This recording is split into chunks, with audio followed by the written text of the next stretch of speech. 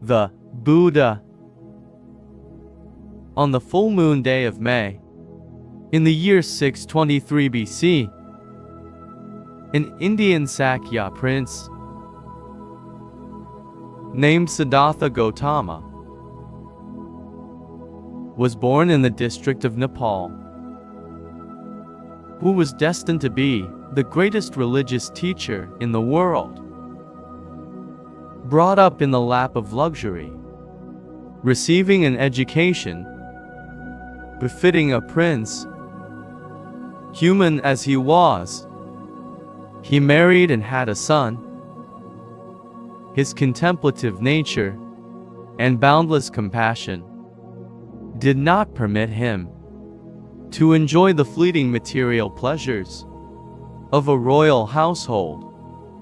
He knew no woe, but he felt a deep pity for sorrowing humanity. Amidst comfort and prosperity, he realized the universality of sorrow. The palace, with all its worldly amusements, was no longer a congenial place for the compassionate prince. The time was ripe for him to depart. Realizing the vanity of sensual enjoyments, in his 29th year, he renounced all worldly pleasures and, donning the simple yellow garb of an ascetic, alone, penniless, wandered forth in search of truth and peace. It was an unprecedented historic renunciation, for he renounced, not in his old age, but in the prime of manhood, not in poverty but in plenty, as it was the belief in the ancient days that no deliverance could be gained unless one leads a life of strict asceticism. He strenuously practiced all forms of severe austerities. He made a superhuman effort. For 6 long years, his body was reduced to almost a skeleton. The more he tormented his body, the farther his goal receded from him.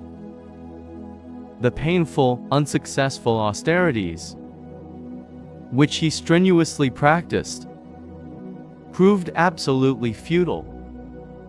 He was now fully convinced, through personal experience, of the utter futility of self-mortification, which weakened his body and resulted in lassitude of spirit.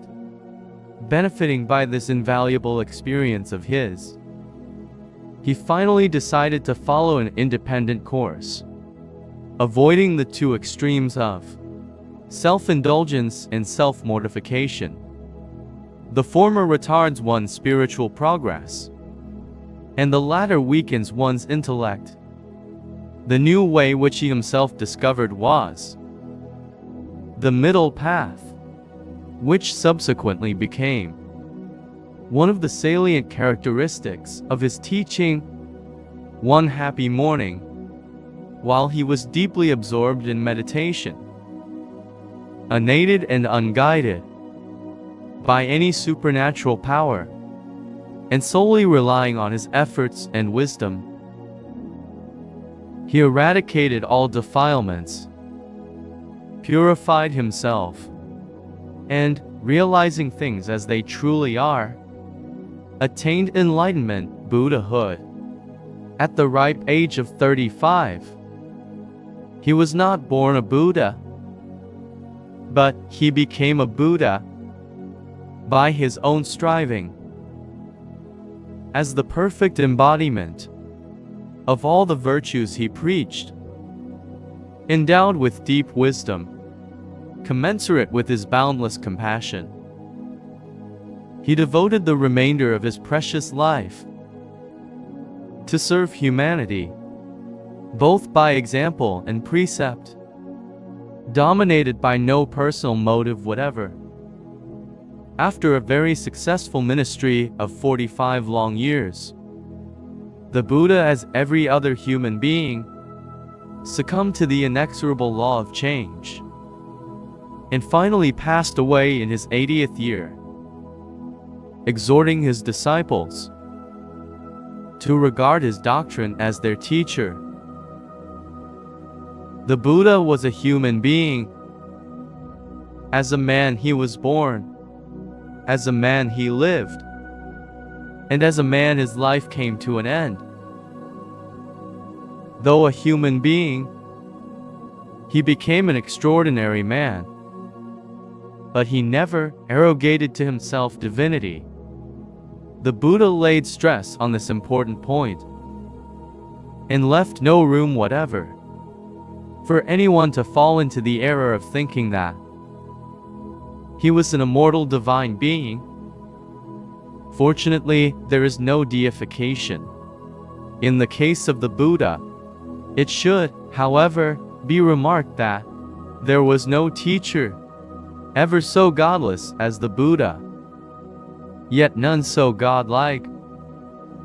The Buddha is neither an incarnation of the Hindu god Vishnu, as is believed by some, nor is he a savior who freely saves others by his personal salvation. The Buddha exhorts his disciples to depend on themselves for their deliverance, for both purity and defilement. Depend on oneself, clarifying his relationship with his followers, and emphasizing the importance of self-reliance and individual striving. The Buddha plainly states, "You should exert yourselves. The Tathagatas are only teachers." The Buddhists point out the path, and it is left for us to follow that path to obtain our purification. To depend on others for salvation is negative, but to depend on oneself is positive. Dependence on others means a surrender of one's effort. In exhorting his disciples to be self-dependent, the Buddha says in the Parinibbana Sutta, "Be islands unto yourselves. Be a refuge unto yourselves. Seek not for refuge in others." These significant words are self-elevating. They reveal how vital is self-exertion to accomplish one's object, and how superficial and futile is to seek redemption through benignant saviors, and to crave for illusory happiness in an afterlife through the propitiation of imaginary gods, or by irresponsive prayers and meaningless sacrifices. Furthermore, the Buddha does not claim the monopoly of Buddhahood, which, as a matter of fact, is not the prerogative of any specially graced person. He reached the highest possible state of perfection any person could aspire to, and without the close fist of a teacher, he revealed the only straight path that leads thereto. According to the teachings of the Buddha, anybody may aspire to that supreme state of perfection if he makes the necessary exertion. The Buddha does not condemn men by calling them wretched sinners, but on the contrary, he gladdens them by saying that they are pure in heart at conception. In his opinion, the world is not wicked, but is deluded by ignorance. Instead of disheartening his followers and reserving that exalted state only to himself, He encourages and induces them to emulate him. For Buddhahood is latent in all. In one sense, all are potential Buddhas. One who aspires to become a Buddha is called a Bodhisattva, which literally means a wisdom being. This Bodhisattva ideal is the most beautiful and the most refined course of life that has ever been presented to this egocentric world.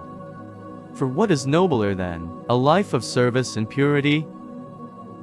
As a man he attained Buddhahood and proclaimed to the world the latent inconceivable possibilities and the creative power of man, instead of placing an unseen Almighty God over man, who arbitrarily controls the destinies of mankind, and making him subservient to a supreme power.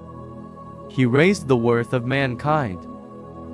It was he who taught that man can gain his deliverance and purification by his own exertion, without depending on an external God or mediating priests. It was he who taught the egocentric world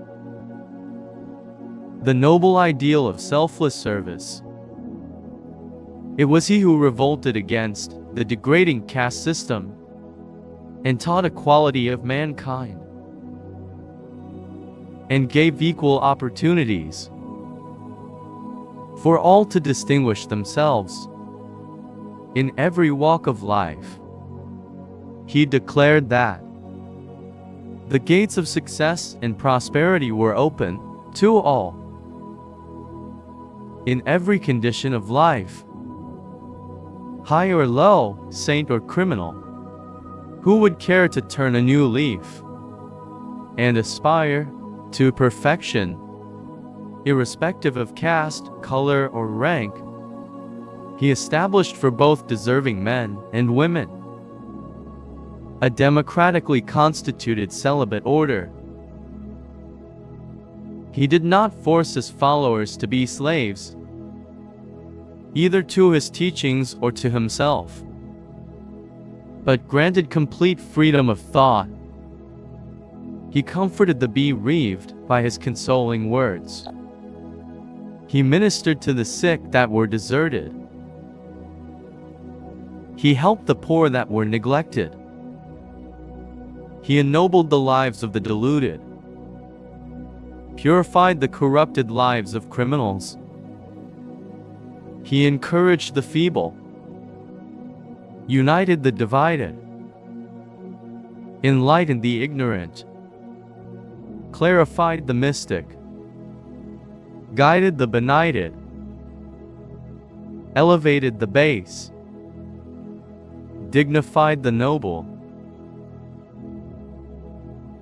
Both rich and poor, saints and criminals loved him alike. Despotic and righteous kings, famous and obscure princes and nobles, generous and stingy millionaires, haughty and humble scholars, destitute paupers, downtrodden scavengers, wicked murderers, despised courtesans, all benefited by his words of wisdom and compassion. His noble example was a source of inspiration to all.